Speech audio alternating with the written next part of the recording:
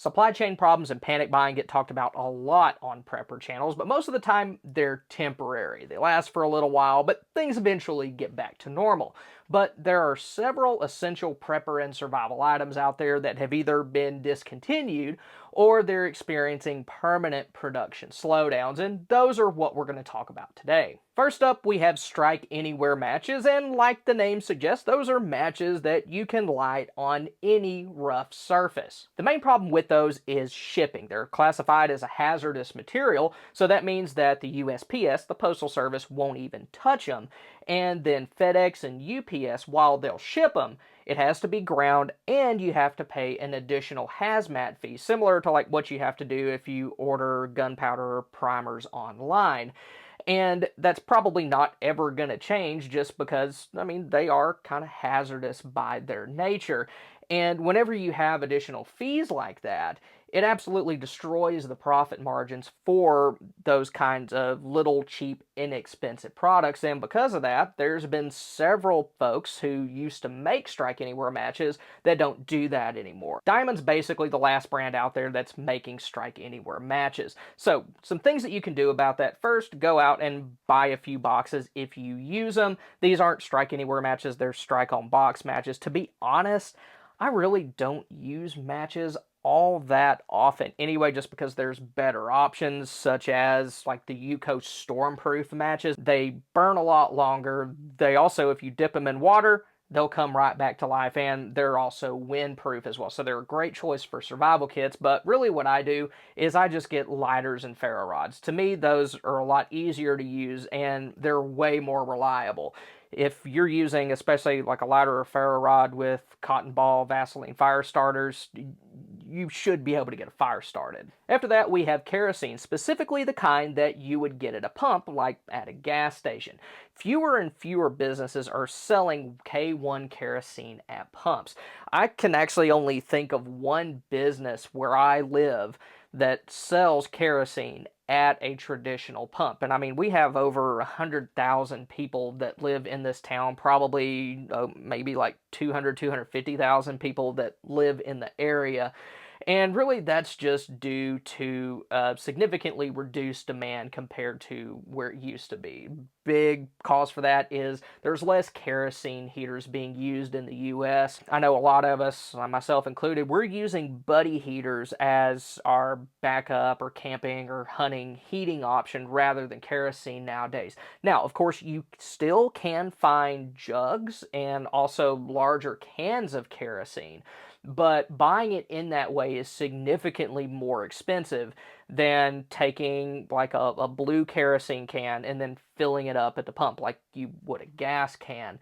So kerosene, it isn't going away, it's just a lot more cost prohibitive to use it in larger quantities than it was a few decades ago. So if you're using kerosene, figure out if you have any K1 kerosene pumps in your area, and then get you some cans and fill them up. And then also be aware of any alternatives. Like Clean Heat, it's a great choice for things like heaters, lamps, stoves, things like that. If you have any lanterns like these, then paraffin lamp oil would be a good substitute for those, although it's even more expensive than like the jugs of kerosene are. Then we have black Berkey filter elements. A few years back, the EPA issued stop sale orders against those.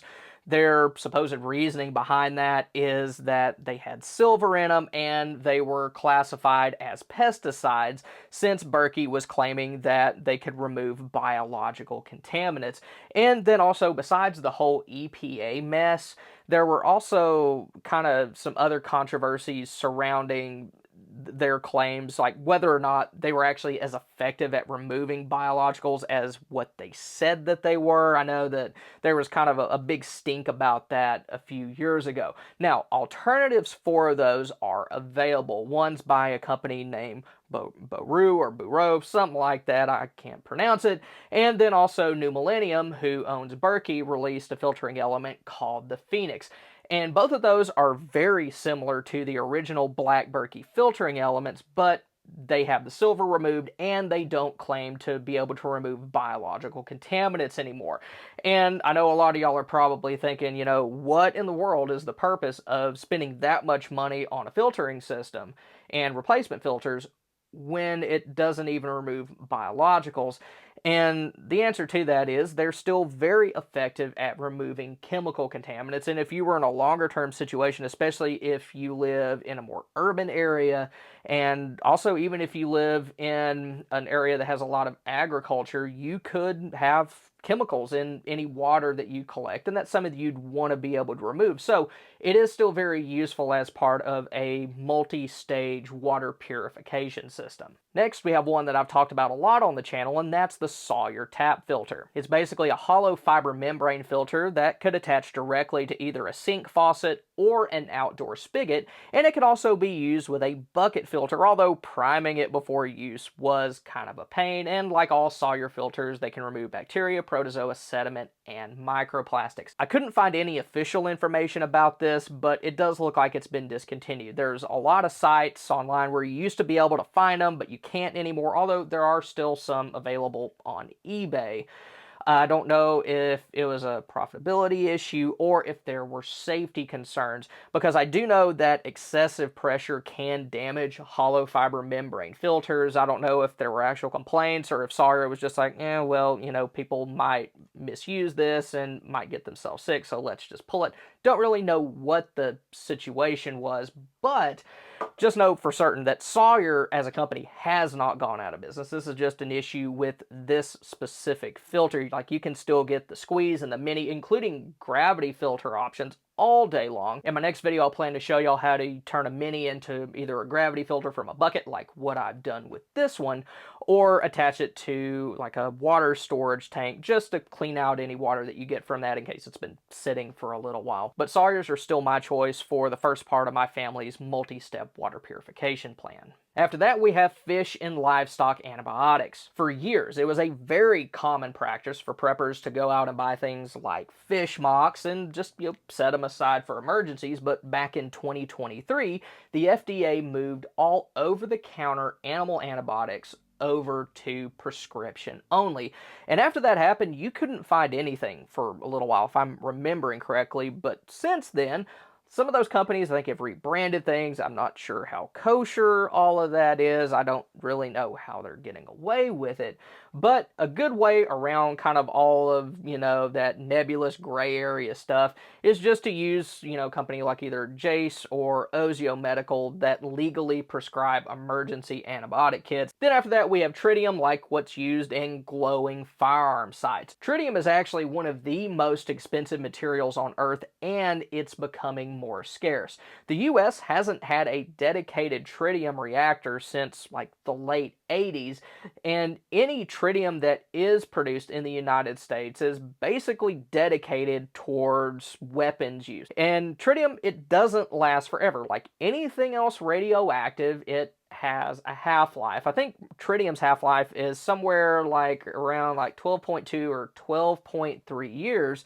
And I think that roughly translates to it decaying around like 5.5% every year. So that means that my CZSP01 that I've had for a little bit over a decade is at around half of the brightness that it was when I bought it. And I didn't even realize that it had gotten that bad until I started, doing research for this video and kind of did the math a little bit. But at the end of the day, you definitely can still get tritium optics. I'm not saying that, they're going to be gone or anything like that, but it is a very vulnerable supply chain, and it's one of those situations where really, just with a normal basic understanding of economics, the price probably is not going to go down. So probably the best thing to do is, if you have any guns like I do, I have that SP01 that has those tritium optics and they're starting to get older, then go ahead and replace those so they actually still do what you need them to.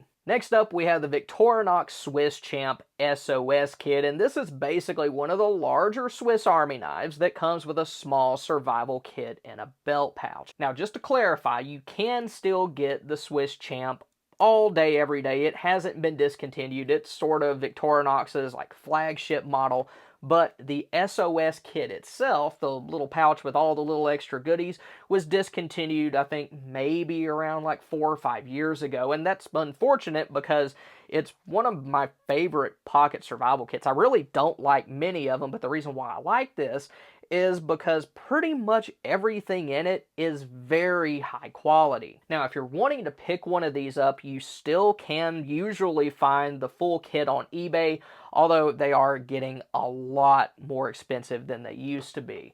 Or kind of another alternative is that you can get yourself a Swisschamp or some other Swiss Army knife multi-tool, whichever you prefer, and then get yourself something like a Maxpedition micro pocket organizer, and then just build your own pocket survival kit. I did a video showing how to put a kit like that together a few months ago, and I'll be sure to put a link to that in the description below. Then finally, we have genuine military surplus. When I was in high school, real deal surplus was pretty much everywhere, and I kind of went through a phase at that time, but that supply of things like Alice packs, load bearing equipment, like I have a magazine pouch here, also tools like this tri-fold shovel, the supply of those, especially of stuff that's in good shape, has been going downhill steadily over the years. It's not totally gone, but you can't find it nearly as easily as you used to. Nowadays, most of what you see, especially at places like just brick and mortar Army Navy stores,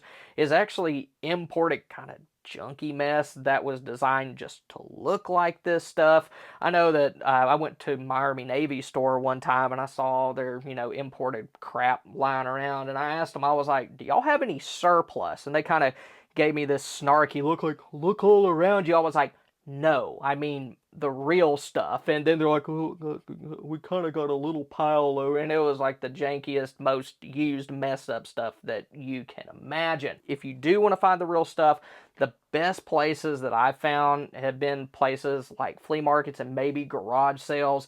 I live not too far away from the Canton Trades Days, which is one of the larger flea markets in the U.S. It's not the biggest. There are some that are definitely bigger, but I have had pretty good luck finding real deal, genuine old school surplus there that's still in decent shape. And y'all, if there's any preps or survival gear out there that you're a big fan of that's either been discontinued or is getting harder to find, then be sure to let us know about that in the comments below. But if you want to see the most important areas of preparedness that everybody should have covered, then click here. Or if you want to see huge preps that most folks totally ignore, then click here.